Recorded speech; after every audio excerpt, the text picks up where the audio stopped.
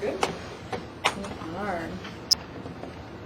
Okay, well, I will call this first meeting of the Farmworker Resource Program Advisory Committee to order at 1:02 p.m. Friday, September 22nd. Okay.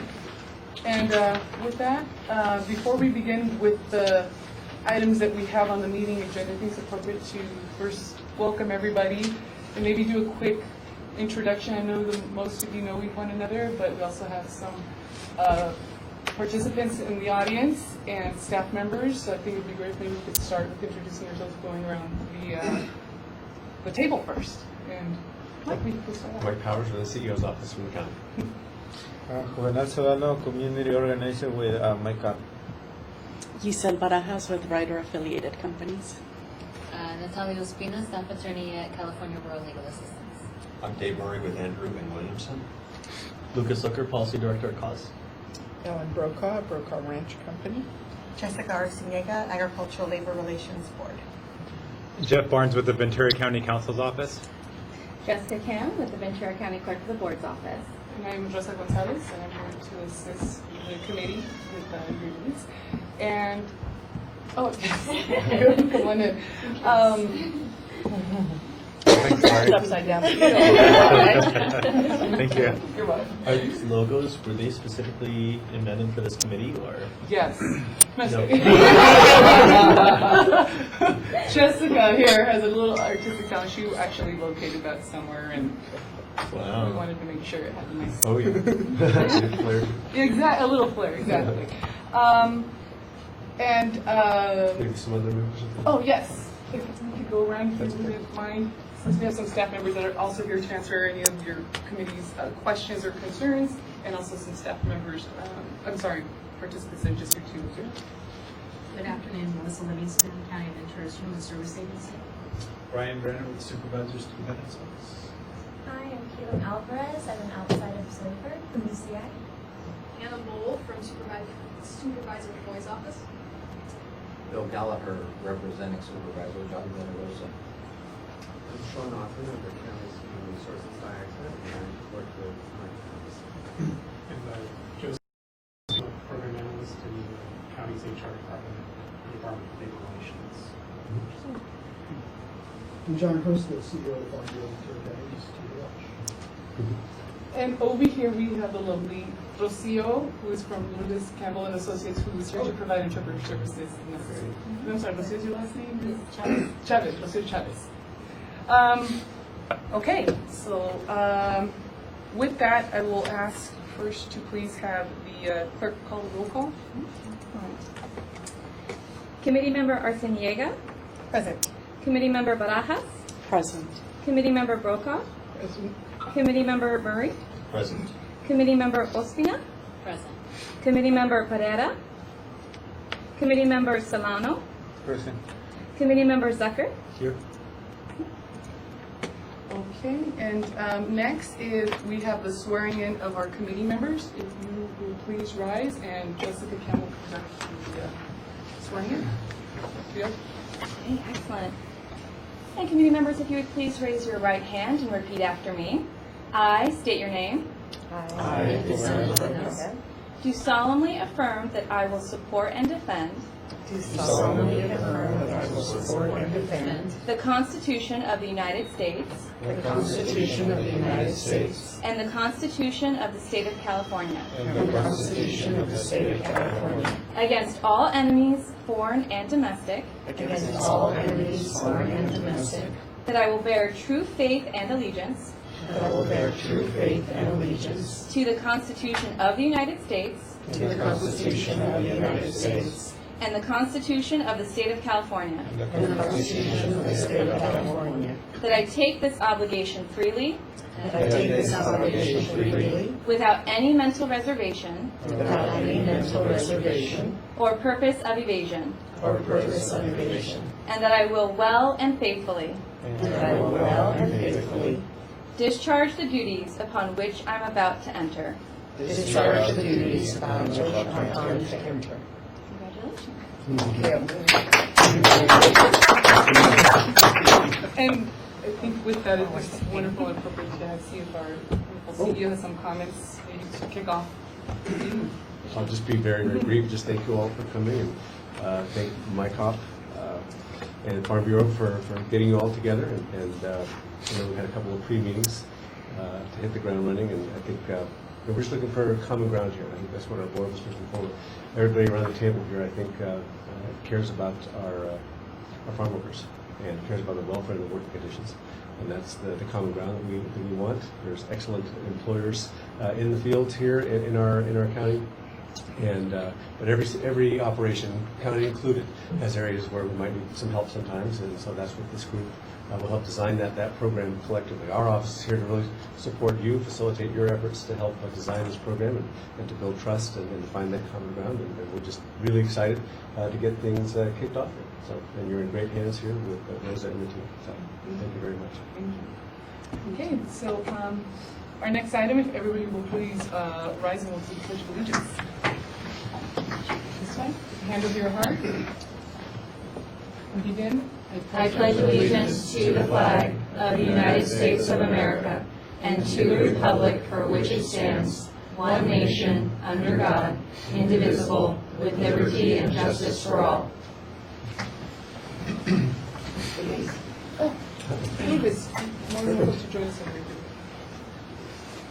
Well, the thing I'd say, just to keep it real quick, is, as I mentioned before, but just for some people who are here, is, you know, this is a board-created committee, so it's called Brown Act Committee, so there's certain rules that we have to follow in terms of order and process and so forth, and that's why County Council's here to give us that guide, to give all of you that guidance. But at the same time, I know it can feel maybe kind of formal, and that's sort of the nature of it. But at the same time, we don't want that to. We still want you to have really a relaxed, open, and informal discussion about it as you go forward. So, with that. Yes. The next item will consideration will be the election of the chair, a vice chair, or you also have the option for co-chairs of the Farm Worker Resource Advisory Committee. The floor is open for any nominations and also discussion. Do we need to decide if we're going to have co-chairs or chair and vice chair Right. first? You could decide just in the discussion what the idea if you would like co-chairs. Well, I would certainly think that co-chairs are in the spirit of what we're doing here together. That makes sense. Yeah, sounds great. Okay. Great. And then with that, I would, if there's any nominations for who would be the co-chairs. I would like to nominate Ellen Brokaw for one of the chair positions. Okay. I would like to nominate Lucas for chair. Okay. So with that, we have the nominations of Ellen Brokaw and Lucas Sucker as co-chairs. Is there a certain way you would like to have the meetings alternate, or is it each every other item? How would you like to handle the co-chair positions? Yeah, facilitation. I think Sometimes one of us may not be here. I think we could figure out meeting by meeting. Okay. Could we do that? Sure. We'll chair. Sure. Yeah. Okay, I sounds don't good. think we need to alternate within the meeting, do you? Yeah, no, that seems too difficult. Sounds good. Every other paragraph. Right, yeah. Word by word, we can have Okay, sounds good. I call this. And so with that, is there a motion and then also a second confirming that the board would like to nominate Ellen and Lucas as co-chairs?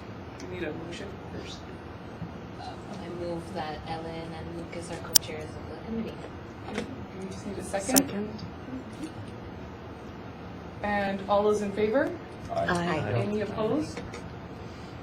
With that, I pass the powers over to that side of the table. All right.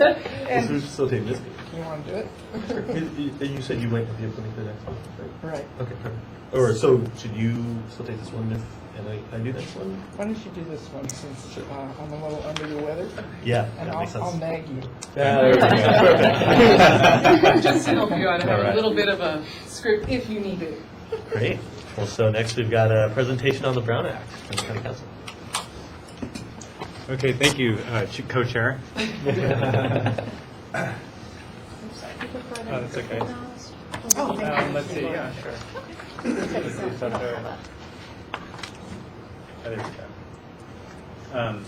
Oh, I'm sorry, can I go back? One more? Yeah, one more. All right, well, thank you again, everyone, for being here and for your interest and for your public service. The county really appreciates your time and your participation. So I can't thank you enough for your service. My name is Jeff Barnes. I'm with the Ventura County Council's office, and one of my assignments is ethics and conflict of interest.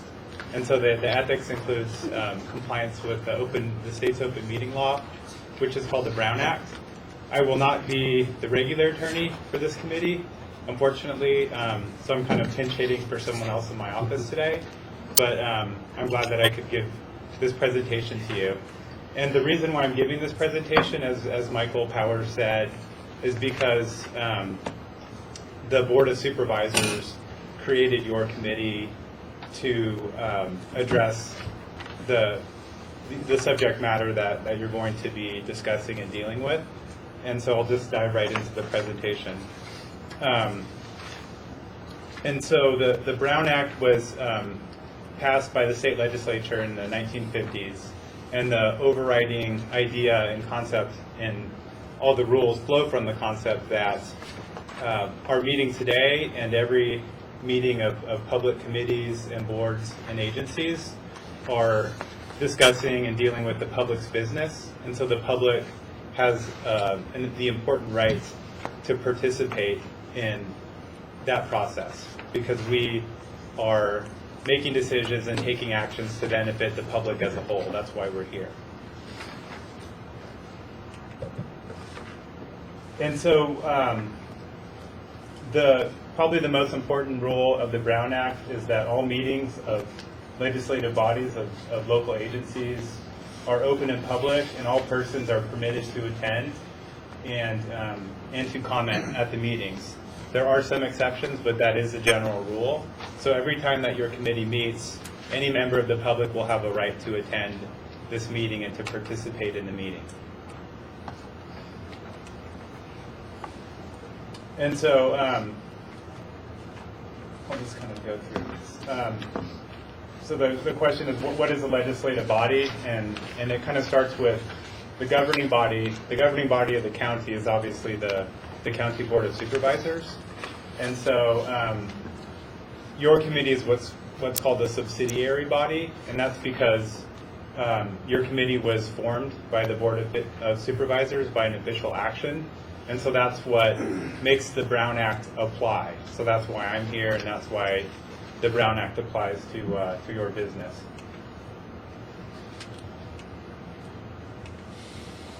And so, like I said, the subsidiary body is any body created by charter, ordinance, resolution, or other formal action of the legislative body, regardless of whether it's temporary, permanent, advisory, decision-making.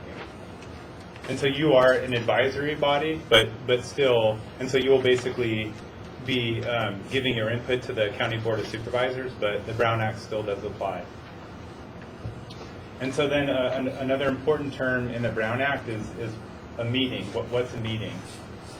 And a meeting is defined as a congregation of a majority of the members of the legislative body at the same time and place to hear, discuss, or deliberate upon any item that is within the subject matter jurisdiction of the legislative body. And so, as I'll be going into, something really important to impress upon you is that we're all here. This is obviously a meeting, but the Brown Act goes broader than that. And so it covers discussions amongst your committee members, a majority of your committee members, even that could take place outside of this building. And so that's something that you need to be careful about.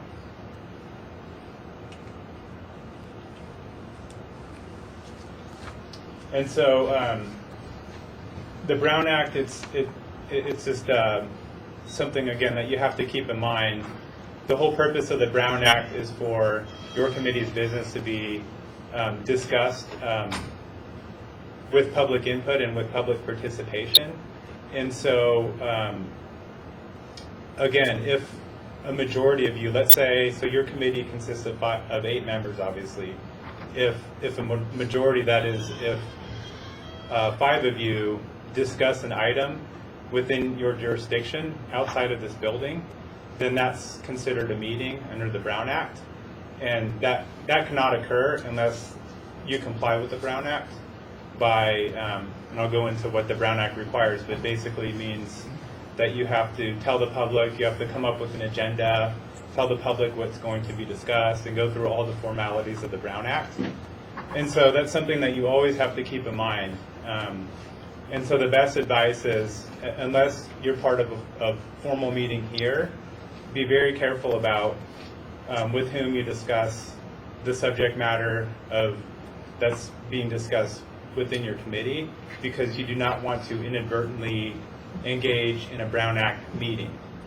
And again, that means a discussion of something within the subject matter of your committee between 5 of you. And so it gets even trickier. And please, I should have said this at the beginning, feel free to interrupt me if you have any questions. Yeah, Brother. I actually wanted to bring up something for discussion, since it's the area we're meeting. Some of our members, I believe it's 5 that are on the Miracle Group.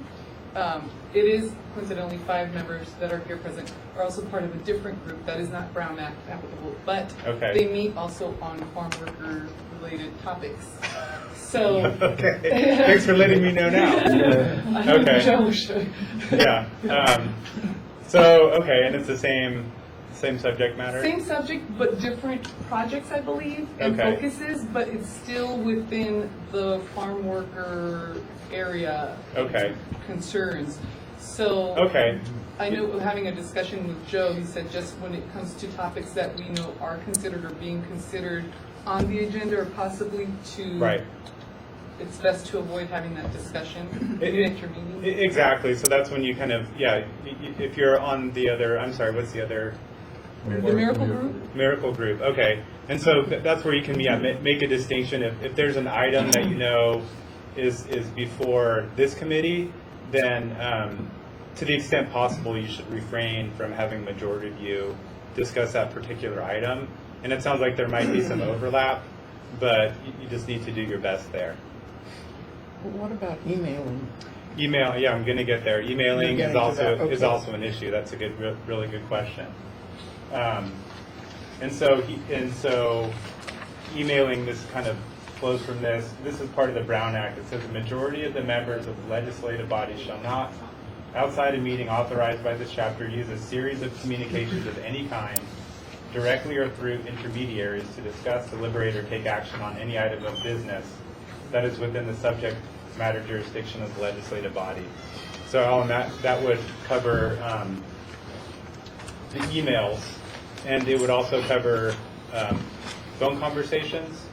And so there's a couple ways that public officials can inadvertently, it's almost always inadvertently, violate the Brown Act, and that is, so let's say 2 of you are discussing an item before this committee, and then one of those 2 people discusses the same item with 3 more people. That right there, that's what we refer to as a daisy chain, because it's kind of going around in a circle. You're all discussing the item. Once you get up to 5 people, once you get up to a majority of this committee, even though you're not all meeting at the same time and discussing it at the same time, then that constitutes a meeting under the Brown Act, and that's a no-no. So be cognizant of that. And so then another way that people sometimes run afoul is, it's called the hub and spoke. And so it could be, let's say one of you discusses an item and tells someone else how you're going to vote on an item that's going to be before the committee to someone who's not even on the committee. Then that person tells, through a series of conversations, 4 other people on the committee how you're going to vote, and kind of everyone tracks how everyone else is going to vote and what their thoughts are. Then that's called hub and spoke, and that's also a way that the Brown Act open meeting rule can be violated. So just be careful about that.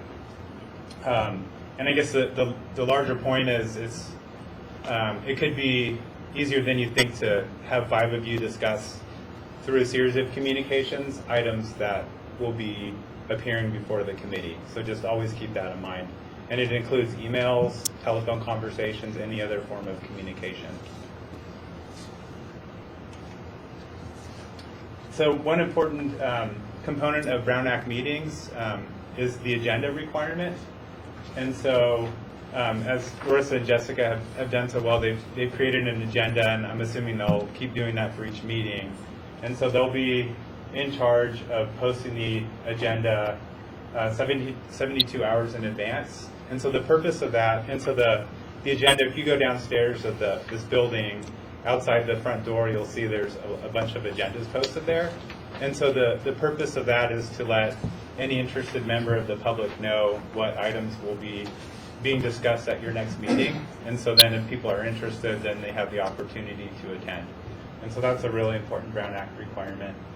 And so kind of as a corollary of that, the committee members can only discuss matters that are on the agenda. That's the general rule.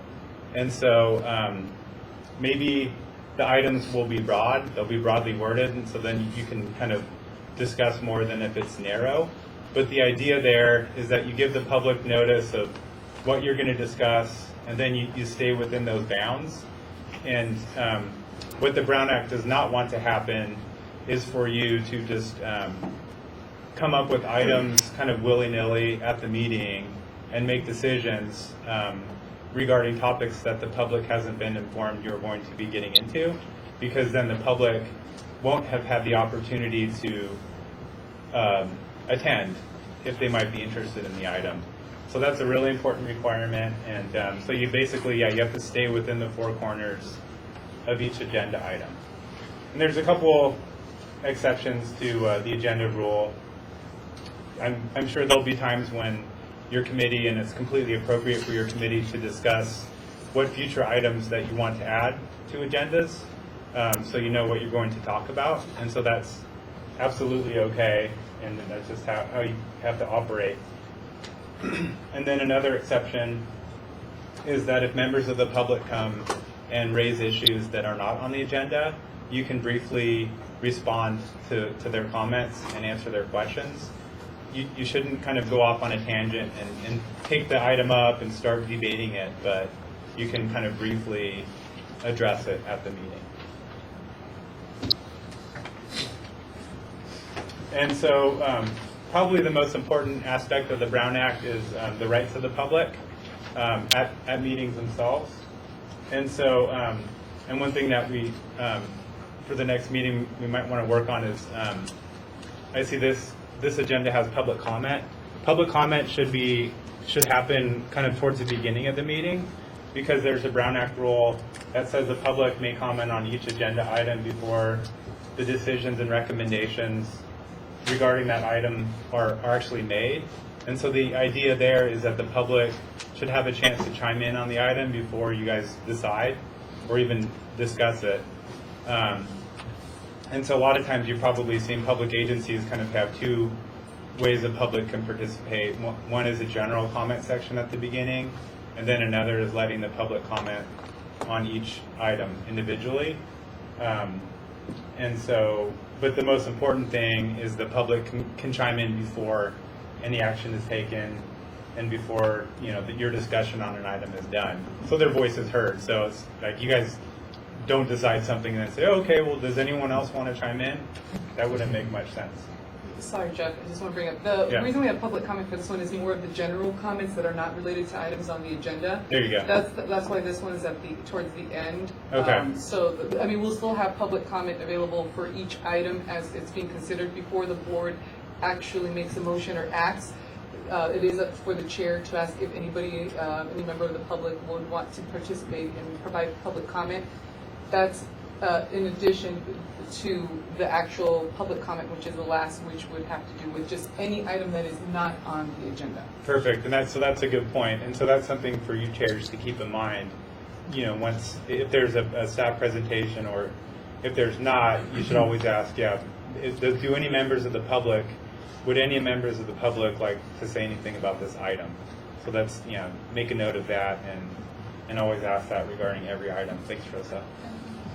And Right, so then the public can also, like Rosa said, make general comments on items not specifically listed on the agenda. And so at the end of this meeting, that's what can happen.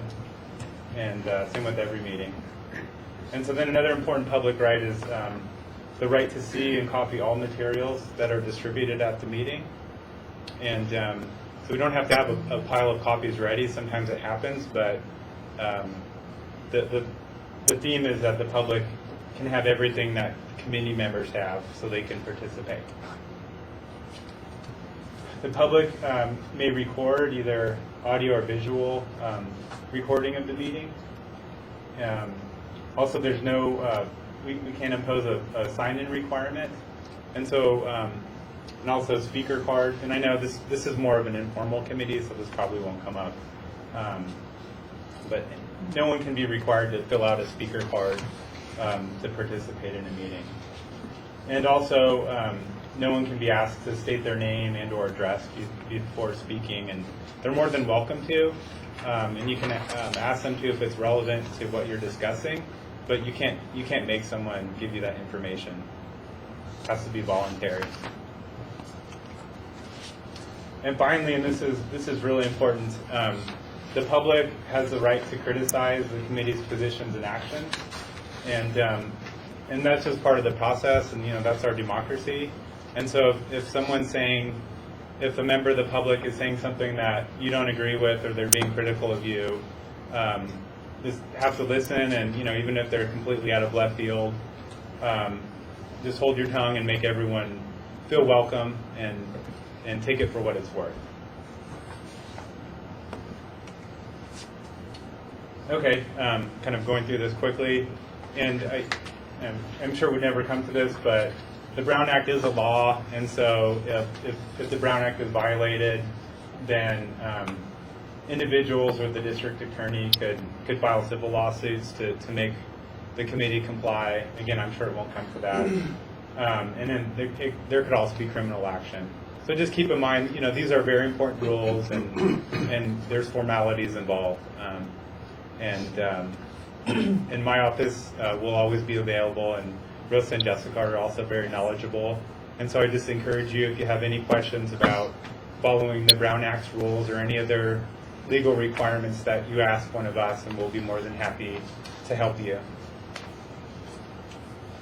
And then it's a little bit off topic, but it's also related.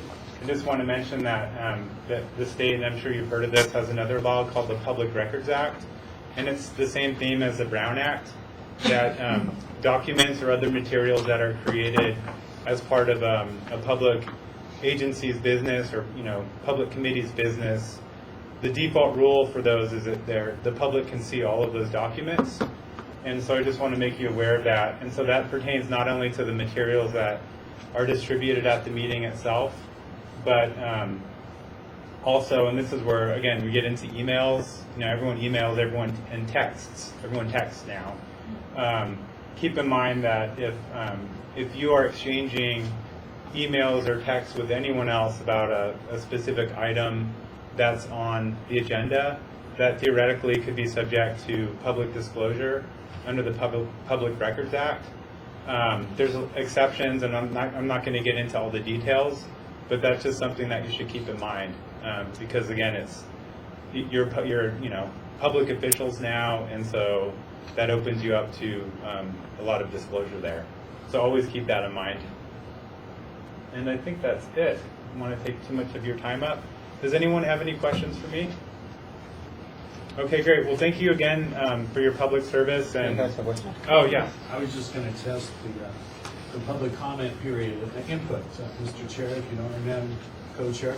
Jeff, under the general comment section, when the public are speaking, maybe a little bit more of a clarification. Okay. Only in that, it's not enough words, where people will come under general comment, they'll say something, and then they expect this body to discuss it.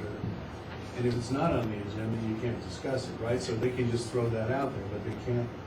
Exactly, right. Is there any kind of discussion that could happen? There is, yeah. Well, I think I mentioned you can kind of briefly tell them, thank you. That's. I think the best practice there is for the committee, if they raise a point that the committee wants to address, then the committee should discuss adding it to a future agenda. That's the best practice there.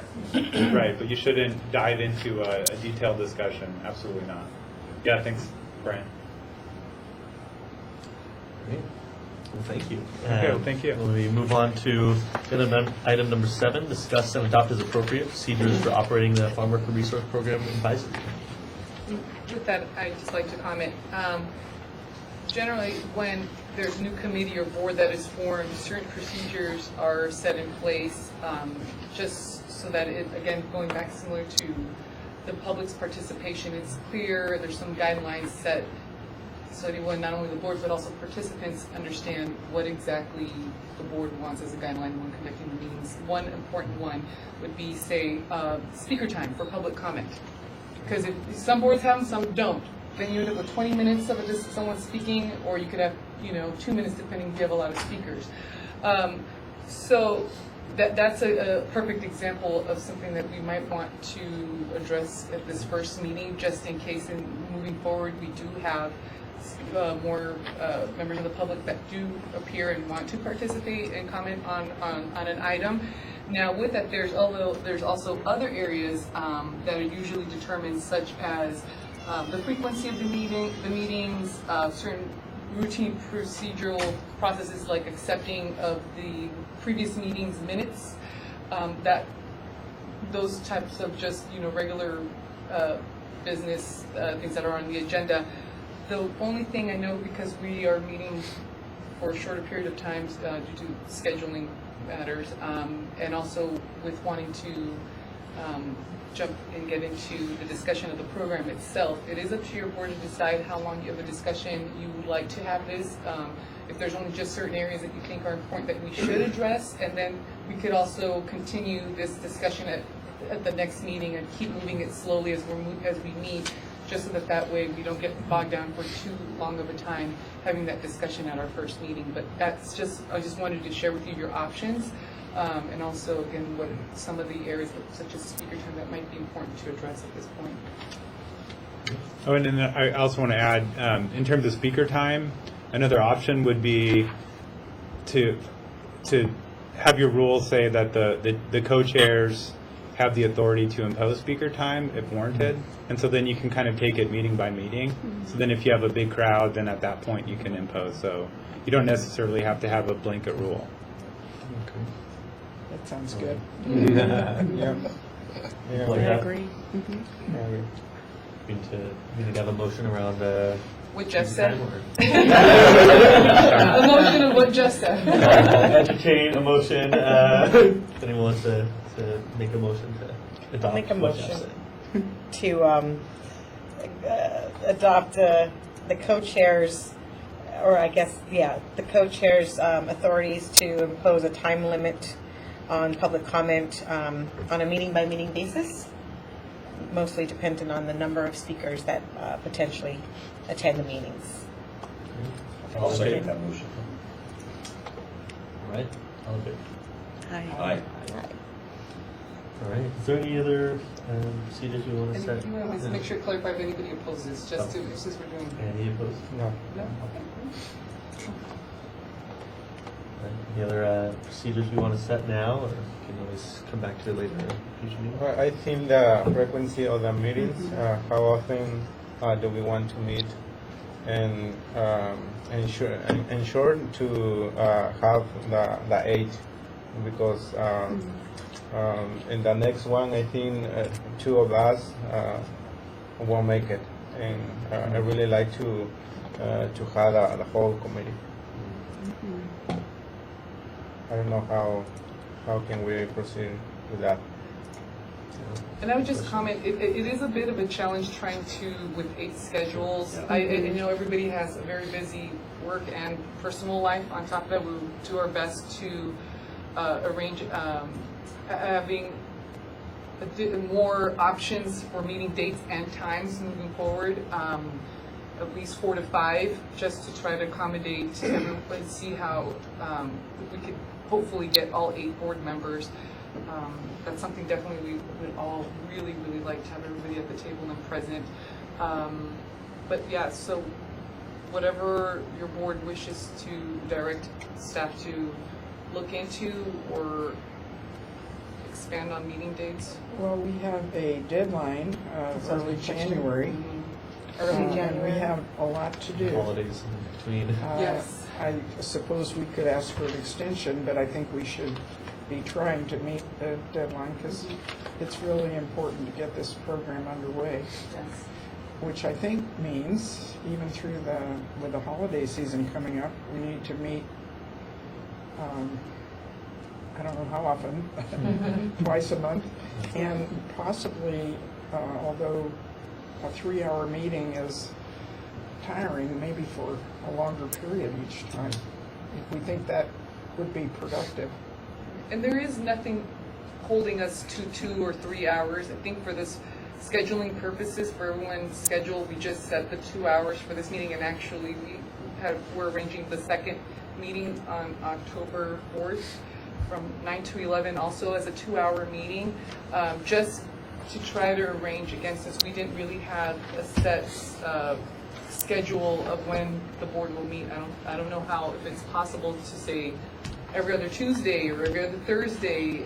That's always an option. And again, nothing is saying we have to meet for 2 hours or 3 hours. It's as long as the board feels the time is necessary to accomplish, setting the development of the program. Ellen, it might help if you went through again what timeline are we looking at, and what's the goal for January, just to kind of set the. I'll defer to Mike. Well, no, I'm sorry to interrupt. We could, I did have a document actually here. We could distribute this actually, which does have the outline of. I'm so sorry. Which does have the outline of that the board did direct that we return to the board before January 30th with steps to implement the program, which include a timeline and for implementation, and also lists the program goals themselves, and also some of the other areas that we need to address, such as program staff and the location of the program. Originally, I did this to actually distribute for the next item, which had to do with the discussion of the Farmworker program, but I think having this distributed now might be just beneficial to kind of refresh everyone's memory of the areas that we are going to discuss in consideration for how often we would like to meet. Yeah, and the board set that as a goal, but as you say, Ellen, we could come back and say we're making progress, we're going to need a little more time. I think in some of our pre-meetings we heard that a good point is from a seasonal standpoint. It might be good to have the program up and going, I've heard by maybe March or April, so we're sort of trying to hew to your thoughts on that as well.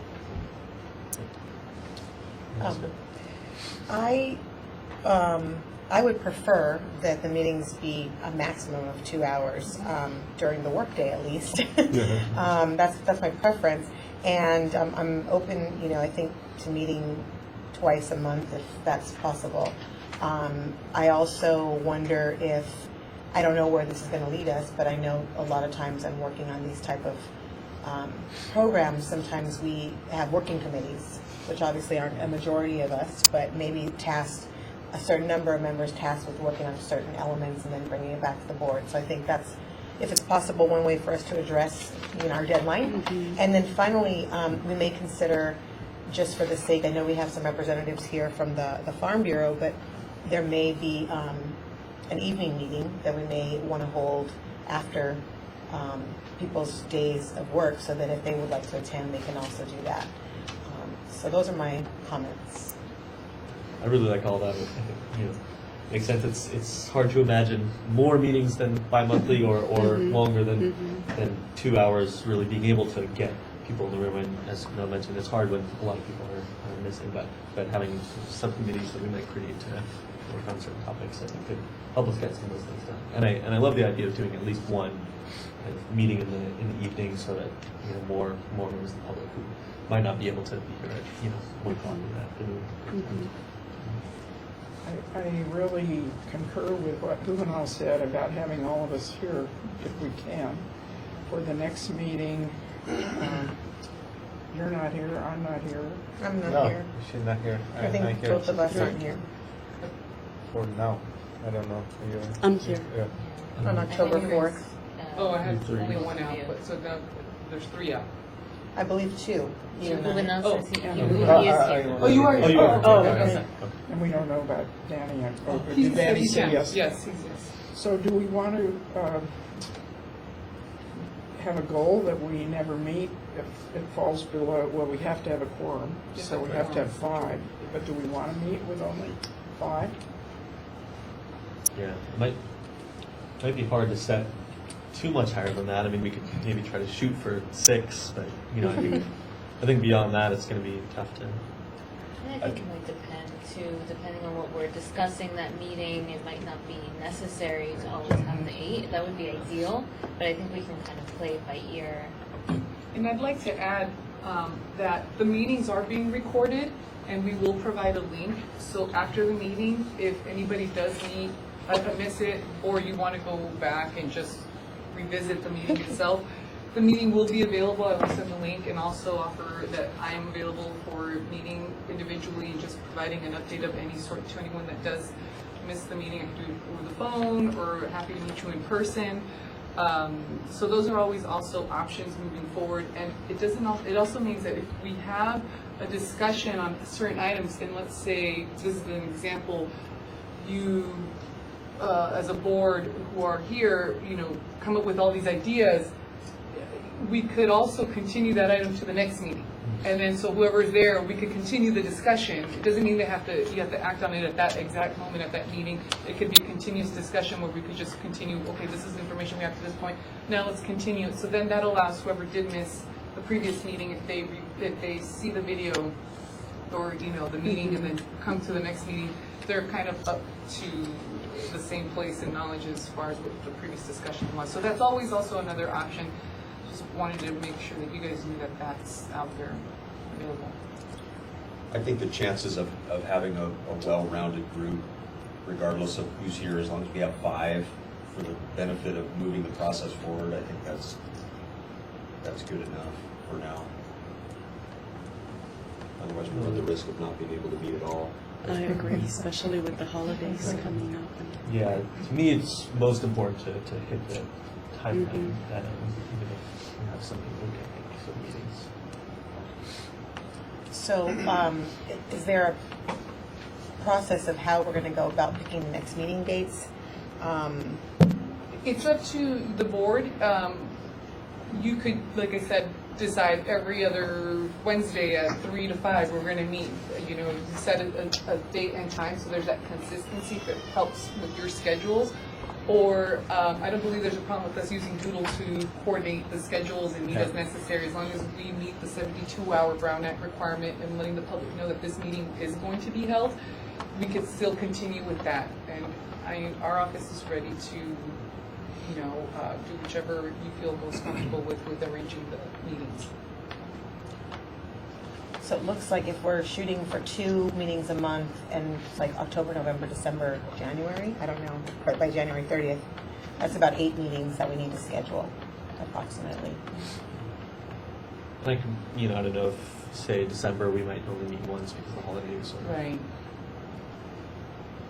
Well, I'm willing to do that over the Doodle or Google or whatever you're, Yeah. that works for folks, but we should probably aim to have all of our dates, uploaded by the end of the week or something, so we can try and have a calendar. Great. I could send out, by Tuesday, I could send out. Oh yeah, it's Friday today, sorry. Okay. That way I could just look at the schedules and, see everyone's schedules, and then send out, like I said, potential future meeting dates and offer a variety of dates and times. And the way that works, of course, is the majority that say they can be in attendance. That's how we've been scheduling the meetings. But I could do that for the next 7 to 8 meetings happily, because I do think that would help with having attendance by all board members. That goal that you have. And then one thing you might ask as part of the agenda is if there are any members that can't make the next meeting, so you get that out. Because things out change. front. Right, true. Reschedule if we need to. Jessica's suggesting we might meet in the evening sometimes. Is that, should Rosa put evening date times on the doodle as well, or are some of you not available in the evening?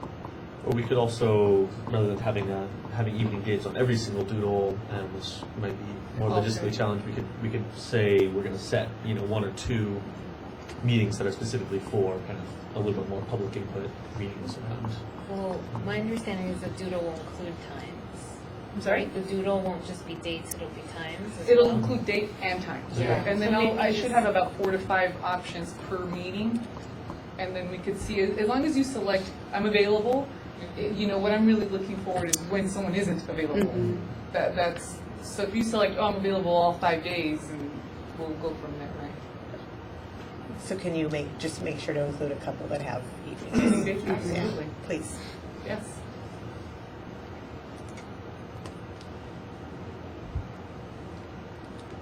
So would it be then, am I correct to say that the direction would be for us to continue with using Doodle, setting the option dates with a few evening dates included?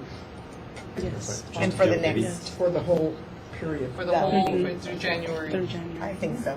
Do we want to talk at all about what dates might be better for everyone? Just give Rosa a little bit of help so she doesn't have to put 87 days. I'm open to that. I have my calendar. Yeah, I was going to suggest it, but just Or days of the Danny's week, not better here. than Right. anything, right? Any information is very helpful. I can't do any Thursday mornings. Wednesdays generally are the worst day for me. Fridays are good for me. Mondays and Fridays are good. Okay. I agree with that.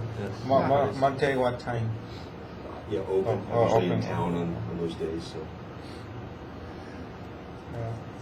Monday works for me on the evening or after afternoon.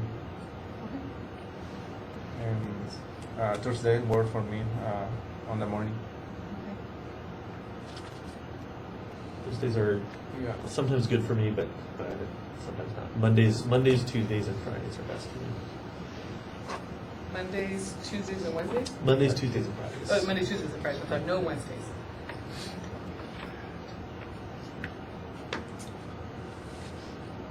Okay. I have a couple dates that are just with judge-related matters that have to be there. Sure, no, I understand. So October 30th, Those are no. 1:30 to maybe 3:30 now.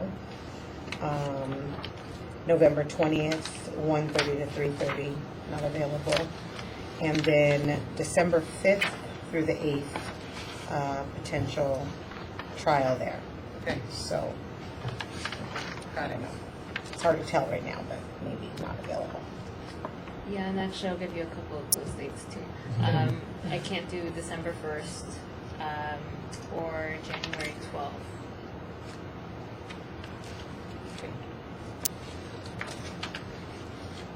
I may just have to not be there for the second October date because I'm out from the 16th instead of the 25th of October. But if it's possible to squeeze it in, maybe. But towards the very end of October, but just. I'm sorry, what were the date in October you were out again? 16th to the 25th. I'm so impressed to see other people are so looking at calendars. Oh, I know. on paper. I like old school with the paper calendar. I'm lost about it. You can look at the whole month. It's easier, it's more visual, and it allows time to be a little more fluid than I think than when you're plugging into that phone. Yeah, I wanna get one. Rosa, we have a couple. Did you have any other days? Oh, no. Okay. Oh. For me, the week of October 23rd, I'm out of town that whole week. Okay. The options What's are left? just. If you want to get something done, ask a busy person. Actually, I do have more dates. October 12, 13, and 16.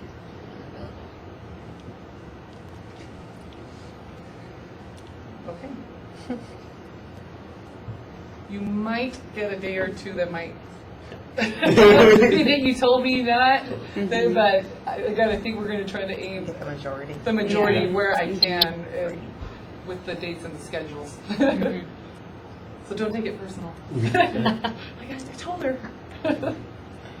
Okay. I have a question on another subject that you brought up under this item. What is required of the minutes in regards to having them and adopting them at every meeting, or is there a requirement? Right, so at every meeting, what Jessica is doing as a clerk, she's noting the motions, any board, any direction by your board to staff, or notes for future items on the agenda, anything that will require your board to have some action on. So she records all this information, and also who was the mover, who was the seconder. And then what will happen is literally the meeting agenda you have, only it expands on clarifying what the motion was, and again, what the action was, by who, which committee member. And then what will happen is at the next meeting, when we receive it, your board will have time to review it in advance. And if you say, well, I didn't say that, even if you were the person that made the motion and you disagree with what we noted, you could then say, this is incorrect, please change it. And what we're trying to do is just have a record of exactly what the board's action have been, going back to having transparency and the public participation, and clearly know exactly what you as a committee are doing. We need to have a formal record of that on hand. And then does it get formally approved at the next meeting? Right, at the next meeting on the agenda, we will have an area where we'll say approval of the minutes from this meeting date. And then your board will either say, we approve it as is, or I would like to have these revisions. This is not exactly what we asked for. It would be really helpful, especially for people who can't be at the meeting, if the minutes were distributed soon after the meeting.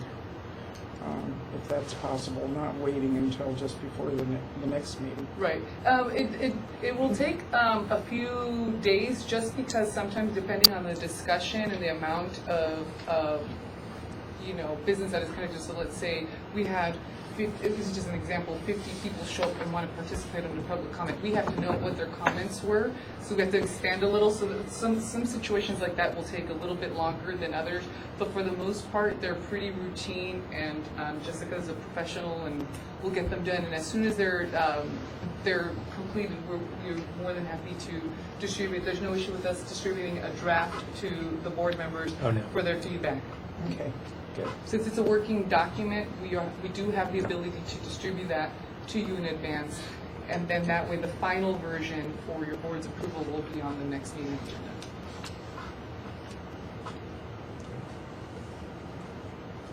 Anything else on procedures?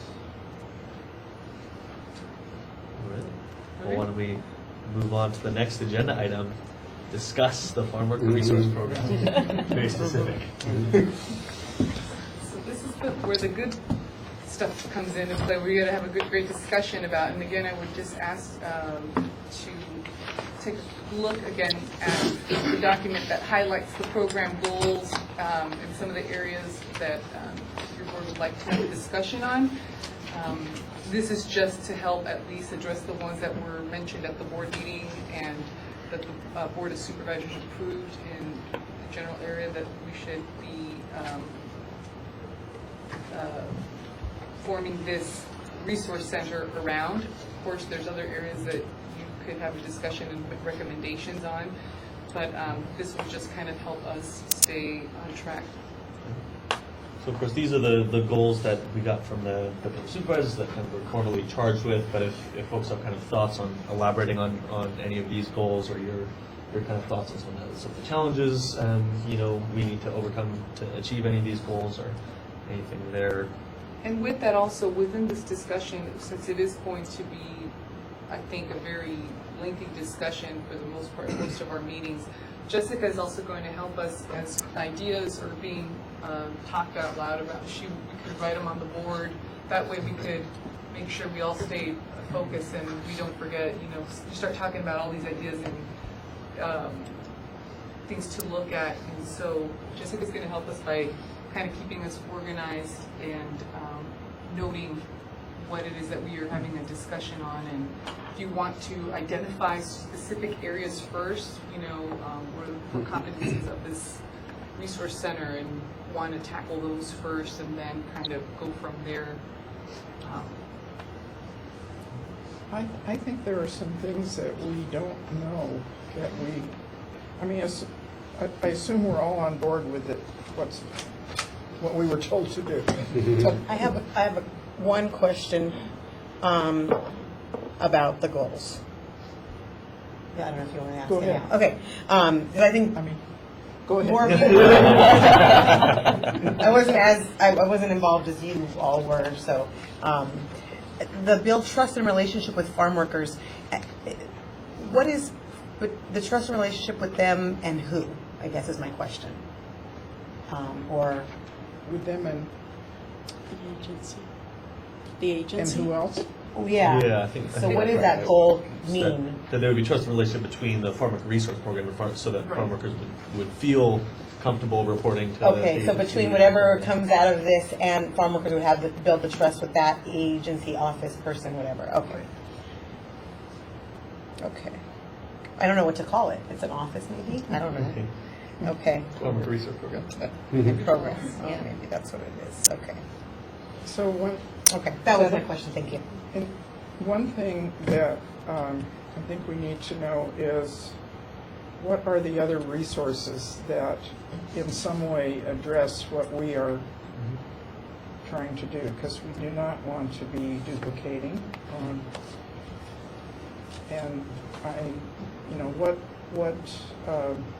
And what is present now in the community, especially in terms of agencies that deal with labor issues and how they function. So I think we need to understand that. The other thing I think I would like to talk about is we have no idea how many farm workers might utilize this program. From the labor advocate side, I think there's a feeling that it could be a very large number. From the grower side, I don't think we have a clue. I don't know how we could quantify that, but I think it's worth talking about because that really is directly related to the capacity we build in this program. And maybe, I don't even know how to begin that conversation, but I think we need to have it. I think one way to kind of frame that up would be, and not go back to the history of how we all got here, but, in my mind, what we set out to do was to connect, one could argue, a disenfranchised community to the resources that are currently available through the county government, county, state, local government, or the federal government for that matter. And I don't know if we came up with all the answers. In fact, I'm certain we didn't, and that was the reason why we're all sitting here. But when you look at it from a 30,000-foot level, that's really what we were trying to achieve. We all agreed that we're dealing with I think it's fair to say, a disenfranchised community that has a difficult time accessing resources, and our job is to try to connect them up with those resources without trying to over-invent duplicative or even new resources that aren't necessary. Yeah, and I think thinking in terms of the number of farm workers that might use the program, I mean, I think one, recognizing that it will probably be fluid, and my guess is there would be kind of almost a curve of an initial program starting and people don't know about it, and it takes some time, and then kind of people find out about something and they start using it, right? And there's people who, I've had this problem for a while, and I haven't known what to do or who to talk to about it. And then hopefully, if the program's successful, there's a drop again, right? And in that, people are having problems resolved, and that's helping to decrease the amount of issues that people have in the first place. But then I also think that curve, whatever it is, will depend on how we design the program. If it's effective, if it's located in a place that's accessible, if it's the language accessibility is there, if all of the community outreach and education about the program is effective, right? And so I think there's the question of how many will use it, but I think the underlying question to that is, what do we do to make it work, right? What do we do to make it accessible and make people use it? Because What the worst is- thing we can do is create programs and put money into programs that don't use, right? And how do we define success? How do we know Yeah. when we're doing our job and it's making a difference? Lucas, one of the things that on goal B, it talks about assisting farm workers in navigating, or I guess to me that means like a referral, but it also says and seeking resolutions to the workplace issues. So I think that it's what excites me about this is it could potentially be twofold, right? Because if it's just an office to refer people out to what already exists, I don't know, that doesn't seem just like such a great use. And the sentence under those goals amplifies that. Okay, so I think that's, the number of people who could potentially use it is really going to depend on what is it, both from the labor side and the employer side, right? Because I would imagine that if there is some type of a program that attempts to seek resolution to workplace issues, then it's going to be based on employers' willingness, both sides, the labor and employers' willingness to engage in that program or process. So going along with that, and I didn't see it as a goal here, but I thought I saw it in a different document, was the specific goal about outreach. So that part of this program or person's efforts would directly address how to get the information out to folks to then come and use it. And probably a lot of the partners around the table, myself included, would certainly provide information to people that we work with. But do we want this program or office to also have as one of its goals to provide outreach in and of itself? And that would probably also fall under where the second sentence under program staff, where they have an ability, they're out in the community, they are meeting, they have a strong presence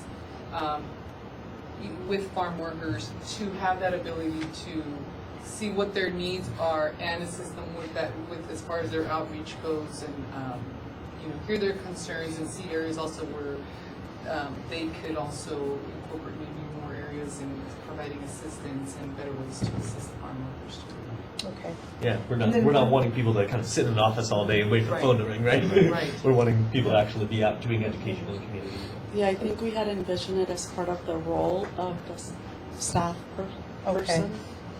One final thing, Ellen, I'm happy to work with anybody else in the committee who wants to, if it's something you want to kind of do a very short presentation on what exists here locally, state, whatever level. I don't want it to discourage us from going forward with something because, I'm going to make an exhaustive list, right? But if anybody else would like to work on that with me for the next meeting, I'm more than happy to do that, just to kind of... Do we want to focus on the physical offices here? Well, I would break it up by that, Okay. because I think that's part of the conversation, right? Is like what actually exists physically here, and yes, we all know that there's a lot of phone numbers and emails, or maybe that people can call. But does that address what your concern was about what exists and what's present in the community now? Yes, I think it's maybe more than agencies. Oh, definitely. Is there anything available through the Ag Commissioner's office? Rob Roy, who is sometimes in an adversarial role, often is playing a problem-solving role in the field. So definitely, it needs to be. Are you willing to go that broad? Well, that's why I want to work with somebody else. I'm willing to go that broad. And I think we're also, talking about CRLA and UFW and then, kind of nonprofits that are serving a little bit of that role as well. Right, and again, I mean, I don't want it to discourage us from creating something great for this community that doesn't yet exist. But I think it's worth understanding because potentially it's going to be a resource also to this office, to this county office. So. Yeah, I agree. I mean, I think it's important to make it. We certainly don't want to be duplicative. So the idea is to create a value proposition, just like business people, right? Have something that's unique. Yes. And that may mean getting ahead of the problems that you, Jessica, or you, Natalia, see every day coming into your office. You have a lot of spatial awareness about what the generalities of issues that happen in the farm field So hopefully we can develop programs that get ahead of those issues so it keeps it from coming to your level. Yeah, That's and the I beauty of think this group. fill in some of the gaps maybe Right. where maybe there's an office that does the work but they're not physically here, like the labor commissioner, for example, is in Santa Barbara, you know, and seeing maybe all of those agencies, all those resources laid out at once on the table, we can kind of see where this can fit in and not replace anything, but just be part of that landscape. To extend your business metaphor, it would be like if we were trying to create a new company, we'd look at what are the different companies out there kind of providing something similar and go, okay, well this one does this, but doesn't do this, and here's where we can kind of make our niche, right, and add some value. Yeah, I think the reach is very key because getting some information from the farm workers, they don't know the agencies. There's a lot of agencies, but they don't know that the agencies don't go to their work area to say that here is the resource that you can use. Use it. They don't go. And the other one is the language, the language access. How can I call if I speak only, in this case, Mixteco? I understand Spanish, but not at the level that I can tell what happened to me about my work. I think that is the very key, the outreach and the language access. And off of your first point, I think something that needs to guide all our discussions is an awareness of retaliation and directly dealing with fear of retaliation. Not even necessarily based in let's say reality, but there is that fear regardless. So I think we need to be proactive in shaping a program that will consider those fears and deal with it, and it's part of creating the trust and the relationship with the farm workers. Yeah, definitely, you know, putting a thumbs up on that. You know, our goal number A is building trust and relationships, and there can be no trust and relationship if farm workers don't believe that they can safely, without retaliation, kind of, you know, go through, talk to any program, and it is the number one. I mean, we going all the way back to the forum that was held. How was it now? Over a year ago. You know, we went through every single agency and people were repeating the same thing over and over again. Right? It's the biggest barrier that keeps farm workers from kind of reporting or seeking resolutions is the fear of retaliation. I have a couple of things to say. One thing I think we need to be constantly checking ourselves on is making sure that what we agree upon is of benefit to both farm workers and farm employers. As most of you know, the grower community is very wary about this program, and so it's got to be clear that we are all benefiting. And the other thing is, I wonder if, well, let me back up a little bit. In the Miracle Group, which is ag employers and worker advocates, 7 of us, we learned a lot from each other, which was really important. And I'm wondering if we all have a common knowledge of who are these workers and what is the structure of employment in the county, and what about the guest workers that are coming in. It's complicated, and we need to make sure we start from a common base of knowledge. And maybe we have it. I don't know. In the Miracle Group, I think we learned. There were things we learned. Yeah.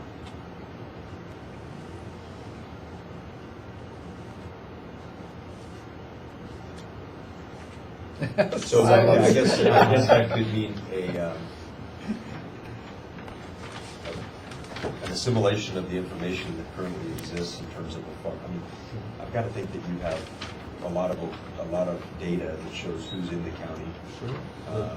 What we have data from, we get data from the Ag Commissioner's office in terms of what crops are planted. It's definitely easier to get data on the industry than on the workers, just in that so much of the data around farm workers is so unreliable, just given immigration status. dire education side. I mean, there might be a way to get data on certain violations.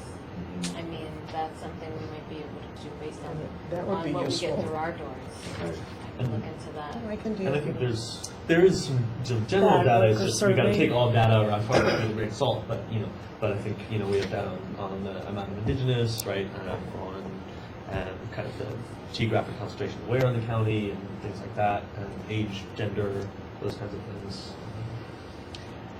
And there are different, we grow many different crops. There are different structures of employment. We use more use of farm labor contractors, some direct employment, some large, some small. It's we need to understand the variety enough so we make sure we're serving everybody. Right. So I had a query, and I don't want to sound like facetious or but I'm just wondering, so whether they work through a labor contract or a direct employer situation or year-round or seasonal, the issue could be the same, right? That there's a problem, and so I'm just wondering how that information, because I was understanding it was like there was some agreement on the need for this because of what exists, not because of necessarily like the I guess, and this is where I struggle, is that I don't want to sound like I have a belief that they're all bad at employers. So from what not at all. Not at all. So that I don't want my comment to come off like that, but so I'm not trying to say, oh, let's focus on all the bad stuff that happens, but to a certain degree I understand that that's why the program is going to exist. Right. So I'm just wondering how the data on the industry is going to inform our conversation on a program that needs to address when there's a problems. I guess that's what I'm wondering. The problems some problems are more likely to occur in different workplaces, not just because of the employer, because of the nature of the work or the nature of the workforce. Maybe this relates more to making sure our program is accessible to the variety of people who are working in the county. Yeah, so maybe it's more in terms of data on the farm workers. I don't know if we say need to spend a whole meeting on kind of doing a session where we talk about that, because also all of us are people who were selected to be in this committee because we work with farm workers and have some level of baseline knowledge already, right? But if there are specific questions like what share are mixed technical speakers that might be really valuable in the design of the program itself, then we kind of on a case-by-case basis can kind of bring up those questions and ask someone to come to the next meeting with that data, but don't necessarily need to kind of set aside a day for that. Does that seem fair?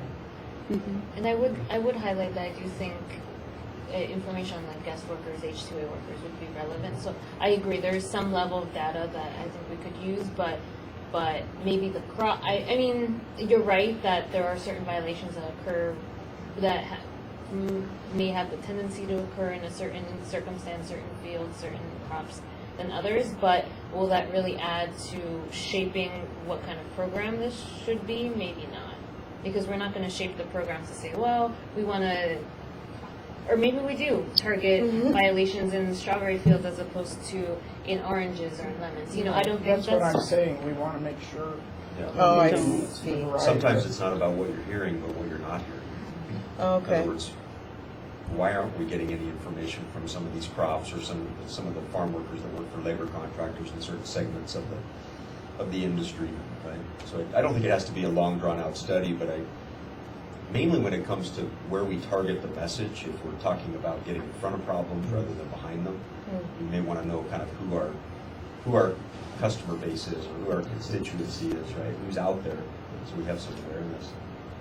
Okay. I also like the sharing of the information of the violations to, I think, round out the bigger picture of, I mean, I can provide some of that of what we see I'm sure Natalia can provide, and anybody here probably can, even with your own personal experiences, you know, how often you have to interact with agencies, government agencies, because of allegations. So maybe we can have short sessions to inform us all on those topics. I think the location of where farm workers live in the county too is important because, for example, if, just using an example, we were to put the office in Santa Paula, but if most of the workers are in South Oxnard, they're not going to make it to Santa Paula. Right. So I think understanding the distribution and then whether we want to have one location or multiple locations or So that's to make it definitely, accessible. And vice versa. Same if we have it in Oxnard, are all the farm workers in Fillmore, Exactly. Santa Paula, and Exactly. Piru going to make it all the way to Oxnard? Yeah, so I agree. I think it's really important. And it's totally in terms of the design of the program, I'm really thinking through how do we stretch, $200,000 to be, probably couldn't actually afford to have two locations, but there might be ways to kind of do satellite, like, Or they've got maybe an office that's they where the work out of from partnership one or two comes different- in with the Yeah. agencies that maybe are already there or the community organizations that are there. There could be a partnership where that agency takes in the cases or the questions, the I think concerns. that structural thing between the Oxnard Plain and the Santa Clara Valley and these two major ag regions and just the physical pain in the ass of getting from one to the other, right? Make sure that's in the minute. Yeah. Right, yeah, it's definitely something we need to figure out before the end of this session. Looking at goal C, which says promote and enhance the reputation of the ag industry, I think that if you read the whole board discussion or presentation, that was about sharing the positive things that are happening, and I think we need to have a chance to share that in the committee, along with the types of violations and numbers. Be looking at both the positive and the negative. And Dave, you probably could do that. Yeah, I mean, I think it's important to have that piece considered, because if we really want to make a difference, I think it's going to be important to have employers, or at least the majority of, as many employers as we can get on board with this, on board. Because again, this group, or this program has, if we do this right, it has the unique ability to do something that a lot of other agencies can't. I mean, you're not going to be able to go out as cause or CRLA or the United Farm Workers Union and access properties at will, whereas if we can build a relationship within this group to allow this office or this program to access by the reach out ability and getting in front of the problems, I think that's going to be a unique benefit to the employers and the employees, and send a message to the community that this is a good place to work for all those reasons. And maybe you, instead of doing like your presentation and then Jessica's presentation, maybe it could be joined. You as part of what Jessica's putting together, put together examples of positive things, or that's a form of resources, right? Internal employer resources that exist in certain places that can be part of the broader discussion of what's available. We should be specific at some point on what we're putting together, right? Yeah. That's true. One was community resources, Right. and then this is a little, something else. Yeah, and this is good. I mean, they're good. Is this? I just wanted to, sorry, you were talking about these presentations and working together, just going back, just because everything's so fresh and new with this committee. If there is going to be a presentation by the two of you, and because of the Brown Act, we would need to have a pretty good description about what that presentation will consist of, so that way we're able to notify the public and everyone that this is exactly what this presentation is going to kind of overlook when we have that meeting. So structurally, I mean, do we want to have the next meeting that be kind of a major item on the agenda? Some of these presentations of, some of these questions, right? What resources are currently there? I mean, if there's specific questions on data that we need to answer, and kind of what are some of the the existing resources for farmers to go to, and then some of the kind of existing, great examples and things that ag industry is doing itself.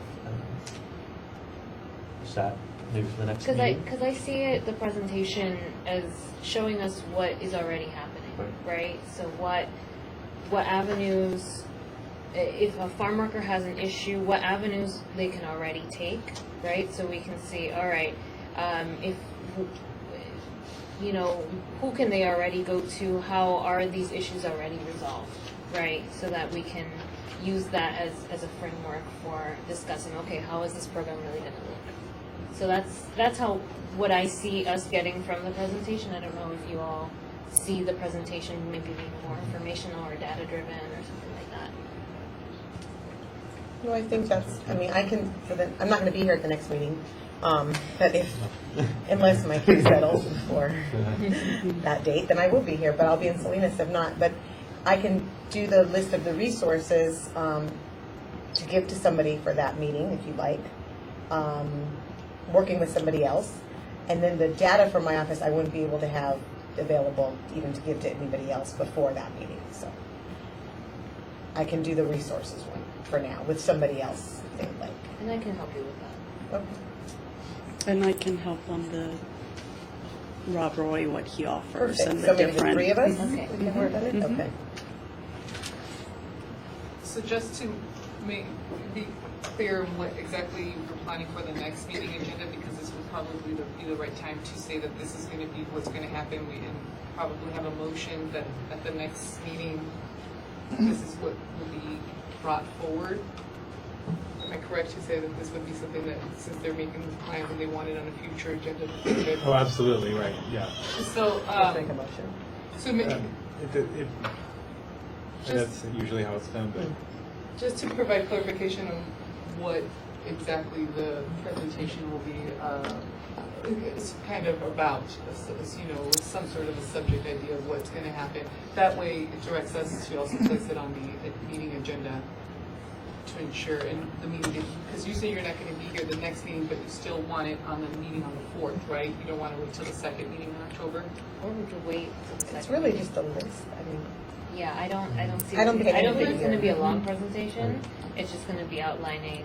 well, I kind of understand what we're talking about. So one was like the, going back to what Ellen was talking about, what exists now in our community. So I was thinking that's more based on like actual, Right. agencies, offices, resources for employers, a list type of thing. The presentation on the industry and the crops and the ages, I think is a different Different one. different Okay. presentation, right? Yeah. That's with you and Dave working.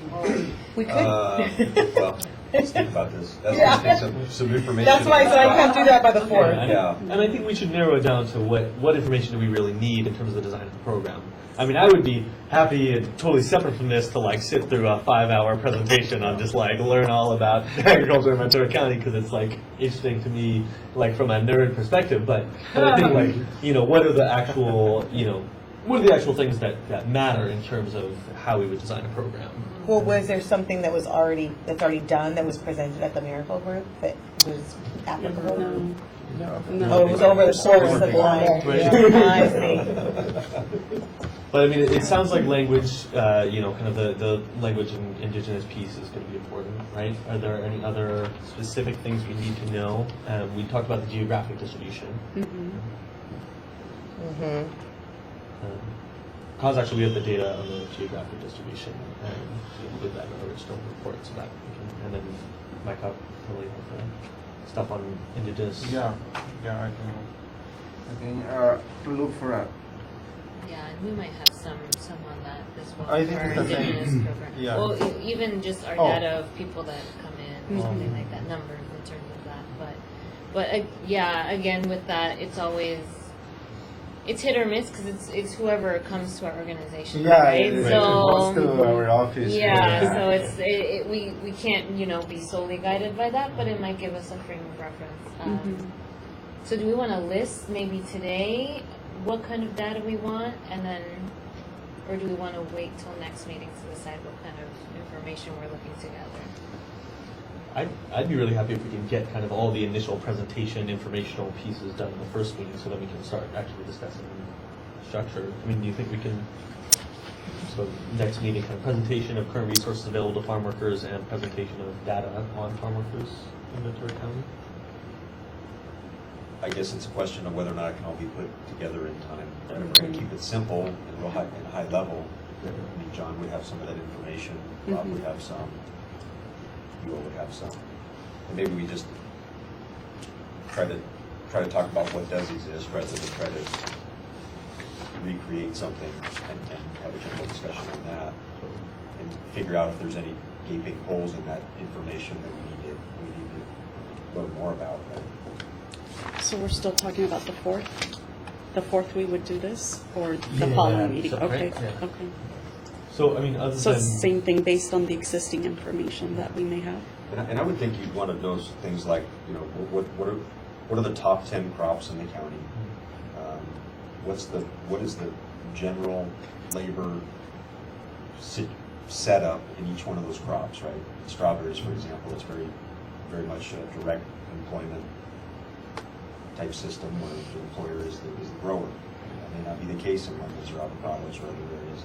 Just to kind of get some spatial awareness. Yeah, I think share of FLC usage in different crops I think would be helpful. Even though I mean this program should be serving equally farm workers who are through an FLC versus are directly employed. I think there's extra challenges with farm labor contractors that we're all aware of that might require extra focus on the program. So, kind of to go back to Jessica's point, though, I mean, we are all coming to the table with a certain amount of knowledge about this, and I'm still not entirely clear on how that information would.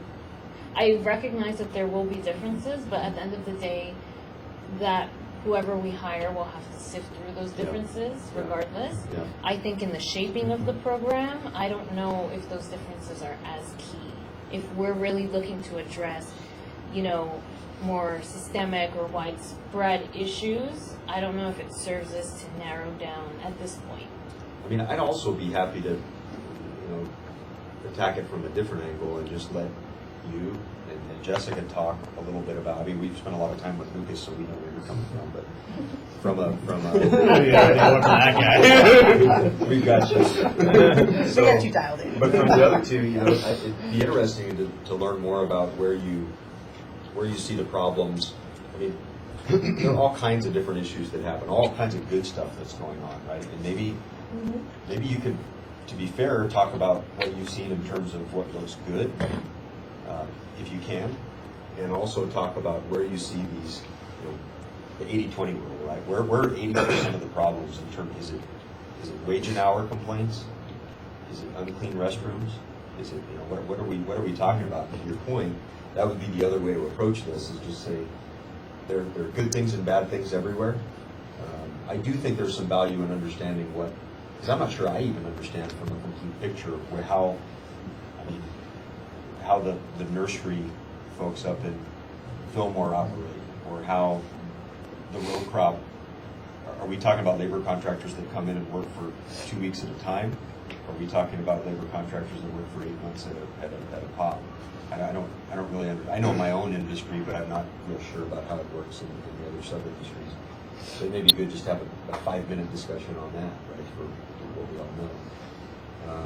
Would that be relevant in terms of when we do outreach? Like, okay, if there's labor contractors that are kind of bringing in folks for a very short harvesting period, that we need to, like, you know, do a targeted outreach in that, you know, 3 weeks, or is it something else? Or yeah, I mean, maybe the question gets answered by listening to you two talk about where you see, you know, these 80% of the problems. Where do they lie? Or what industry, what crop, what types of problems are out there, and how might this system get ahead of that?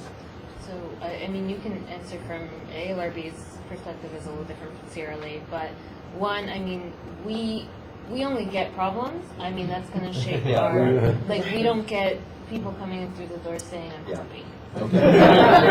Right? So that's going to shape my answer. But I'm not saying that they're representative of all farm workers necessarily, but I'm saying so it's going to be hard for us to give you that balance, just because that's the data we have, right? But you might be able to go, most of our claims are wage claims, and then like health and safety is lower, right? Yeah. So in terms of that, I mean, we can weigh the different kinds of violations that people bring to our doors. The other part, and I got lost. What was the other part of what you were saying? I was talking about how it may be, and we may be saying the same thing, that if we can just get some, where are you seeing the majority of the complaints that come your way? Which, is it in strawberries? Are we seeing more in lemons and avocados? And I realize that there are differences in terms of scale. And the location, which is somewhat the same, because that will be useful to know. That was my point. Smaller versus bigger so growers. we also kind of, I think it was mentioned, there are gaps. What are we not hearing from? Just you know, if we get concentrated complaints or allegations from certain places, I don't think that necessarily means. I think we risk falling into targeting a community that already has outreach, and that's why they're coming to us. You know, whereas we're missing the maybe Zapateco community that doesn't get that outreach, or the people who are in Peru, you know, who are far away, or the H2A workers that come to the U.S. and they don't have a lot of knowledge about how everything And that's kind of what you I'm know? getting to, right? It tells a story on both sides, because if you're having issues, there's some benefits to that in terms of knowledge on who's out there to be able to solve these problems, which is good and bad. But then if you're not, you know, if you come and say that you never get any complaints from anyone who works in avocados, that's a problem, because it's just that's not realistic, right? So then we know where to target our assistance, right? Our outreach. I see. And some of this stuff, I think, may not be necessarily answered with data for the same reasons you all are talking about, right? I mean, the fact that there might be less complaints from Fillmore and Piru might be more that Fillmore and Piru are really far from the CRLA office versus someone in South Oxnard is like just shoots up, you know, saviors and they're there, right? And so I think we maybe more qualitatively know some of these challenges with some of the smaller indigenous groups, right? With some of the more geographically isolated communities. That data is not really going to answer for us because of the fact that data is going to be skewed by who is more served or less served, right? And I think we all, just from our own baseline knowledge of working in the sector, have a qualitative knowledge of it. Right? I think if there's, sorry. No, go ahead. You go ahead. If there's a way to focus a discussion on those barriers to report, right? Whether it's because it's in a location where there's no local offices, or whether it's because language barrier, I think that might be more useful.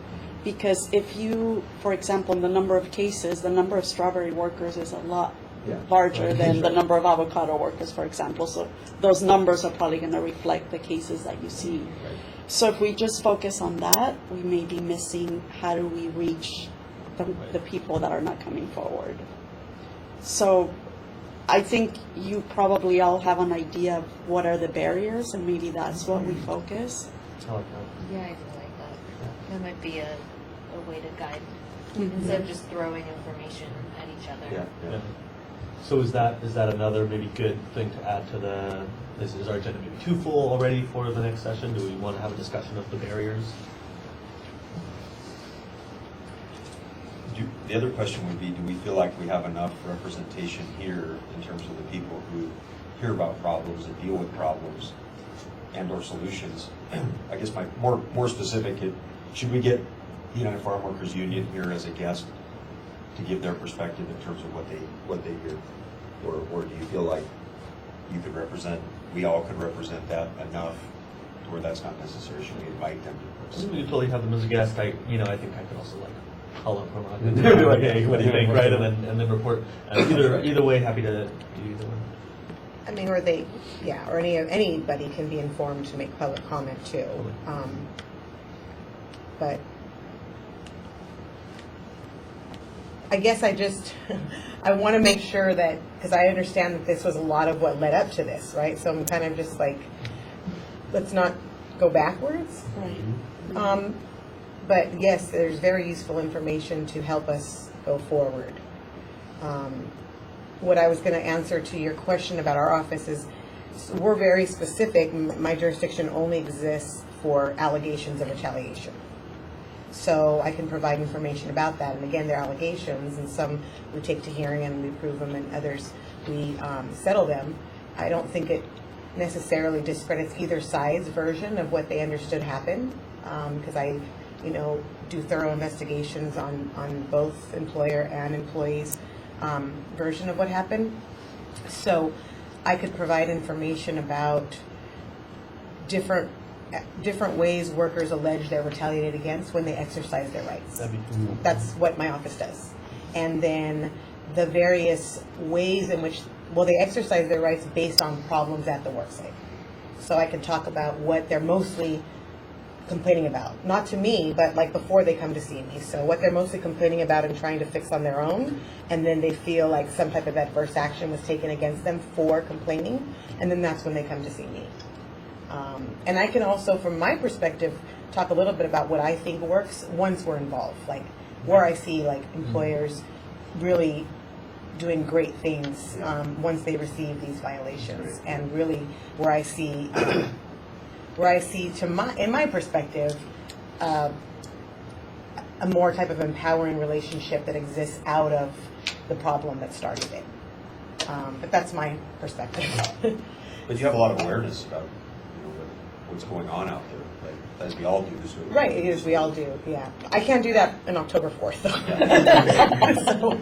But to the extent that's helpful, I can provide that information if you guys decide that that's helpful. I think the key answer we need to have is, I think one of the comments that has been made is, there's all these agencies, so why do we need this other program, right? So I think we need to answer, there's all these agencies, so what's going on that maybe people feel that they don't have access to it, or they can't go there, or they're not aware, so that we have the right solution, as opposed to creating something that may not be addressing why people are not going or not accessing. So really, But are we including that already there? I presentation mean, of isn't that current- why we're here? Because that's already been decided that there was some type of a gap that the agencies couldn't fill, or people weren't going to them for whatever reasons, and so thus, here we are, and like, how do we just move forward? Yes, but I know think I'm that- new. You guys have all been doing this for a No, while. you're right, but I think it's then, do we know why they're not going? I mean, we know they're not going. But what are the But barriers? was that part of what led to the passage of this program? So, but it's like, why, I think right, it so for was example, finding the out. labor and- commissioner is in Mhm. Santa Barbara, and they don't Okay. have much of a presence here. That's a very specific. So when you talk about each of these agencies, talking about what are some of the shortcomings, Mhm. right? Mhm. And I see. and I know we got two of the people who are to be on that list here, but talking about some of the things for each agency, what might be a barrier, or a way to improve on. Yeah, like I said, it's like it's a lack of information because they don't know really where to go or where to call. Like people said, if we had like a little red card, like know your rights in immigration, like if you had a wage death, call this number. If you had like pesticide issue, call this number. If you have like a harassment issue, call this number, and that way they know where to go or where to call. In this case, there's nothing of that. Some of the companies, I think yours and others has like on the bathroom, has like a little sign, like you have some issue, call here, or wash your can or something like that. I think that's gonna help a lot with the people. And hopefully, even better, we've got a palm card that's can have one line. If you have any problems, call this number for the Ventura County Farmworker Resource Program. Yeah. And then, I think it's more than that, because there is a lot of outreach that MyCop does, that CAUSE does, that Sierra Leone does. It's not just the information, because in a lot of ways they could call CAUSE, they could call MyCop and you guys, or call Sierra Leone, and you guys can make that referral to that agency, right, once you hear from them. It's more than that. It's the fear of retaliation, really. That's what's stopping people, even once they have that information, from moving forward. So I think that outreach is definitely important, especially the language outreach that's language accessible. But I think we really need to think about how we're tackling the fear of retaliation, because even if we do all the outreach in the world, if they're and not just actually the retaliation and the lack of empowerment. If they feel like it's going to be a waste of their time to call these agencies because no one's going to listen to them or nothing's going to change because that's how they feel about circumstances, I think those are like the two big barriers on top of the other barriers that exist, lack of outreach and everything else. Yeah, and I guess what I'm trying to say is how do we make it different, right? So that we overcome that. How do we make this program different so that That's the exciting part. Yeah. How can we get ahead of it enough to, I mean, to be fair, it's, to me, this is all about getting ahead of the problem. If there's a problem that's happening today, it's going to be difficult to solve that because we're not up and running with any kind of proposition at this point. But, you know, if we can, ideally, we can solve an event that could cause fear of retaliation from happening in the first place. I mean, that would be my hope, that we talk about, you know, I think we all know intuitively the way we're structured in our industry in terms of payroll and piece rate and the way we compensate, it takes a CPA to read a pay stub in our industry. It's extremely hard for me to even understand what's going on, right? And that draws a lot of problems in terms of a lack of understanding. So maybe I don't know how we solve that either, but I know that that's a big issue that tends to add to the problem rather than try to fix it. So whatever we can do out in terms of an outreach program, I think that's going to go a long way towards hopefully solve the problems from happening in the first place. Maybe, if it's okay. Is building that trust. And that's, I think, we talked about early on, and the board's idea was the people in this program, the workforce in this program, is going to build that relationship with the farm workers where they know there won't be retaliation. But that takes time. To build, I reported something good happened and nothing bad happened. Right? You're talking about the cost benefit. I don't know if anything's going to happen and I might get retaliated. That's why I'm not going to do that. So this group, that trust is going to be so sacred too. And I think that's sort of the hope of the program, is that we'll create it both for the farm workers and for the growers. Because as you say, you want best, I think the board's goal in this was to have a formal resolution wherever possible before it gets to reporting to an agency. If the problem is brought to the program staff's going to go to the grower and say, hey, you might not know this, but some of the workers have concerns about it. Oh, I didn't know that. Let's figure it out. And the more the growers believe in that, the more that informal resolution, I think, is possible. And trust takes a super long time to build, and it takes about 2 seconds to lose, right? Yeah. So it'll take a really long time for the reputation of the community to be built. Okay, this is you can go here and you can use this program, and it's going to work for you, right? And then one person goes to a program and then gets retaliated against, and word about that spreads like wildfire. Oh, you can't trust this. Or one employer who gets sued. Right.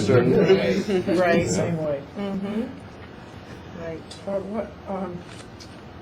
What we don't have up there for a future agenda is speaking to the sentence under the goals here, which says the program is not an enforcement agency and should direct informal resolution when possible between employers and employees when issues arise. And I think we ought to, at some point, get some examples of how that's happening now, which is kind of what I was talking about you're presenting, Dave.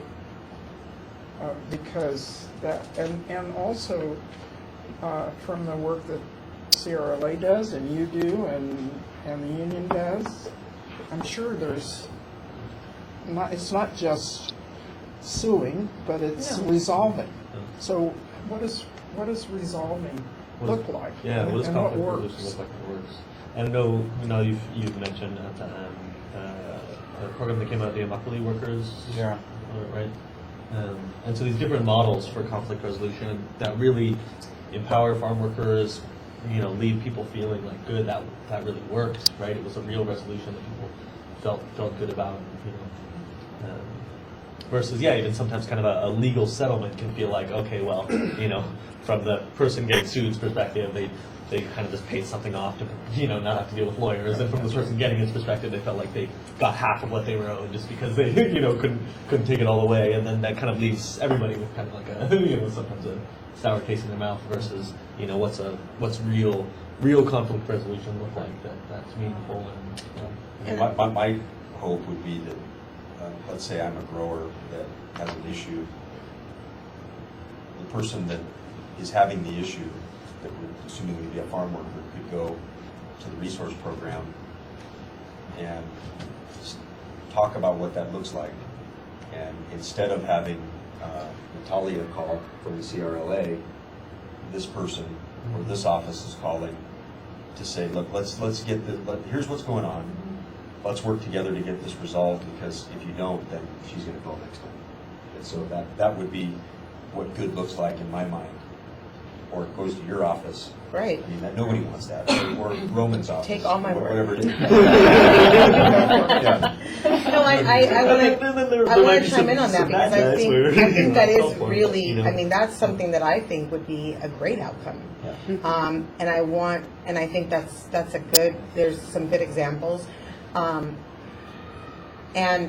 just my 2 cents, is like, how do we in this county make it that process that's a little different maybe than what we are normally, like the county person calls you, your attorney calls the county person back, or maybe you just deal with it directly because you're that person, the worker's sitting here, oh, they'll pay you $200, they'll pay you $100, take it, That's kind of more of the same. So what is a way that pie in the sky eventually kind of workers are feeling listened to, because that's one of the huge things that I hear a lot of.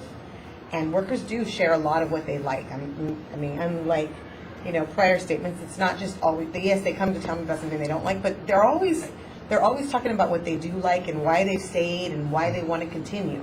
And that's part of the retaliation, the fear of losing what they do like. I hear more of, I really like this, I really want to stay there, but I just can't handle this anymore. For that for this office, this county office, to broker or to help facilitate or whatever, engage these parties that normally have like an unbalanced power dynamic, to maybe somehow meet in this arena in a more equal way, so that workers are feeling listened to and they're feeling like they got a good result. And then the next step could potentially be how that relationship can grow in that workplace for that grower and that workforce to be even more successful, by eliminating more potential problems that could come down the line. Because if there's a positive result, then that person's going to share it with their coworkers. And if they feel like there's a receptive party on the other side, it could grow into jointly addressing things proactively that would make a business and their lives more successful. And it's complicated, right? Because It's super complicated. If somebody comes with a problem or an issue, just like any relationship, it's typically a little bit of both sides, right? And so the trick is trying to resolve that while not alienating one side, but making them understand that you had a role in this too. So let's try to work together to make it palatable, so we can move forward in a stronger way than we had before. This really begins to inform us about the job definition for who we're going to hire. It's going to be a miracle worker.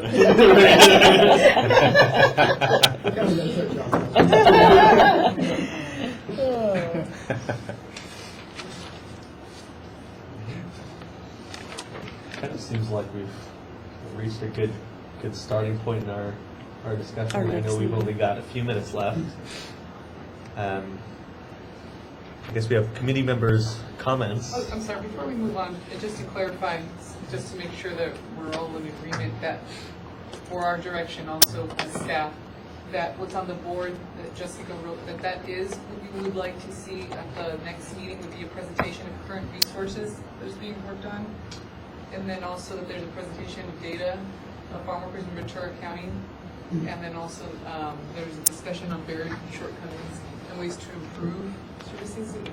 I just want to make sure that is exactly from that discussion, that is what you would like to see on the next meeting agenda for October 4th.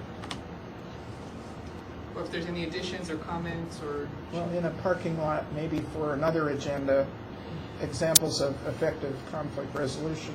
We that have are that on the happening right now. for future agendas, we have Okay. resolution Oh, process. I didn't look over there. Oh, sorry. So that's something that we'll have on hand and keep in mind. My head is so huge, I'm blind. And is there anything else any board member would like to have added or clarified or be satisfied? Is that all doable by, what is this, 2 weeks? Right, and then with that, Less than just 2 in weeks. addition to that, just a reminder, yeah, that if there's any sort of materials necessarily that are going, that you would like, are good, that need to be part of the report that you want the board to see in advance, also needs to be distributed to the public at the same time. So we have at the minimum the 72 hours. Obviously, we could always get a meeting agenda out a day, a week in advance, but just consideration with these presentations that are going to happen, that we will need to have those. So since that meeting's on a Wednesday, and we need to have it out on Sunday morning. The agenda would have to be, Sunday morning, the October 1st is when the meeting agenda would have to be posted. So with that, as far as our office, we would need to just stay in contact with you all to make sure if there are any sort of meeting materials, that we have those possibly ready and for publication and processing on our office by Friday the 29th.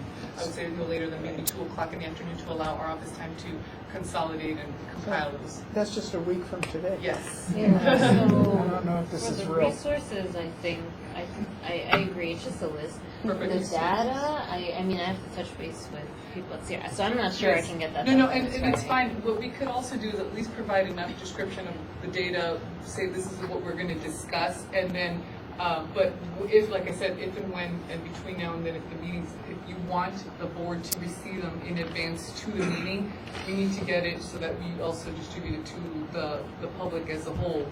Or it could be similar to how I did this today, where I just distributed this today. I didn't distribute it sooner.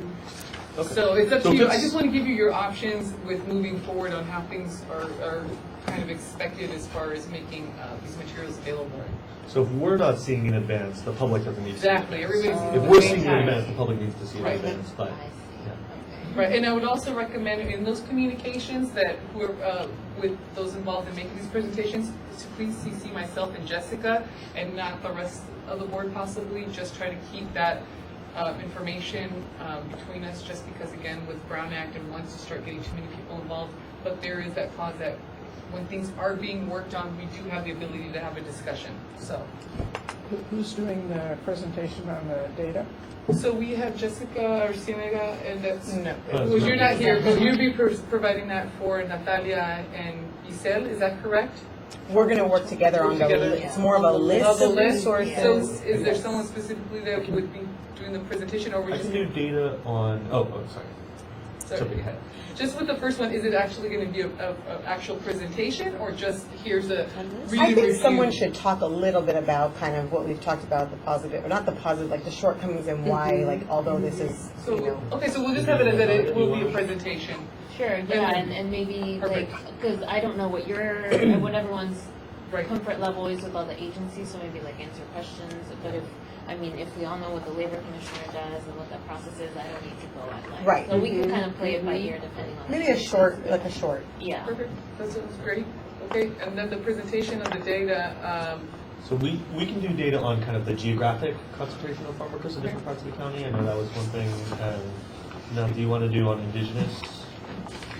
Any data on indigenous farm workers and what percent of Mixteco or Zapoteco or? Yeah, I can speak like what area of the county they are concentrated. On violations, I'll see how far I can get. okay. And then you also had a discussion about age and gender. Is that something you wanted to also bring up in that meeting, or is that something that you're going to tackle forward now? I can pretty easily do age and gender data too. Okay, great. You guys have a survey, right? You may have heard of it. You got a little bit of media attention. Yeah, but most of the age, gender, geography, that was stuff with all kinds of data. We're still in this. And then discussion on barriers and shortcomings and ways to improve. Before we go there, though, did we want more on, like, we talked about the top 10 industries, the top 5 industries, something like that, Ellen, and I don't know, I think Natalia kind of, that was probably more my point, but I think. Oh, okay. I think we need more, Okay. I think as long as we're putting this stuff together, that gives us some good sort of spatial awareness And of I what we're think that dealing can, with, right? maybe in the barriers, we can talk about that. Yeah, Maybe yeah, like, there you go. based on the data we already discussed, what are the barriers? And part of that can be like, oh, we never hear from people working in the lemon trees. You know, Yeah. stuff like that. That's perfect. Great. Anything else on? I have one thought, if that's okay. So just sort of a project management note, just, so I think a lot of this data will help inform the job descriptions for the folks that we eventually want to hire to do the work. And so just want to plant that seed, because I think that's, so to speak, just because it'll take a little bit of time to do that, and once we do decide what that looks like, and then you have to decide whether they're going to be county employees or private contractors, both of one, both of the other, whatever it is you decide. There's a recruitment process time that takes. So just to sort of put that out there as maybe some next immediate steps. And then we'll also make available our own county people. We have some here today. For example, what's available in HSA already in your job and career areas and that kind of thing. And that might help inform what you how you design the program. So just put that out. Do any committee members have any additional comments? Do we have any like short-term goals, like anything we want to establish or have decided by the next meeting? Like, do we have an idea of what we want to get out of these discussions? Because this can go on for 5 hours. I mean, there's a lot to talk about, but I think we need to start like figuring out how we're going to make this tangible. I'm not really sure how we're going to do that, but if anyone have ideas of like where to start? I mean, if I was to sum up the goal of that agenda, it's a lay of the land of what we already have that works and what doesn't, and what are the barriers that we need to address with this program. Right? But when we get to the discussion, the outcome of that should be some plan for going forward based on the discussion. So the presentations shouldn't take up the majority of the meeting. Maybe one of the outcomes can be location, and whether it's one location or multiple locations. Yeah.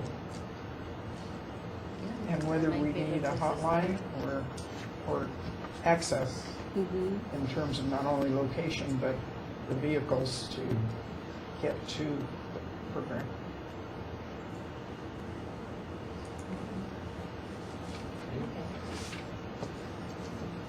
Any other additional comments before we close up? You have to ask the public for comments. Right. So item number 10, public comments. We will now hold public comment. So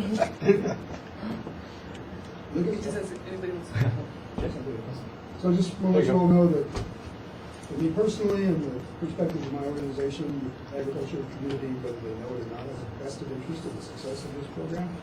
So feel free to call on me and our organization for any, use this as a resource. So whatever you need that we can supply you. Any other public comment? All right. Well, with that, I'll entertain a motion to adjourn this meeting. Move we adjourn. I second that. All in favor? Aye. Opposed? Just kidding. So much fun. You're off and running.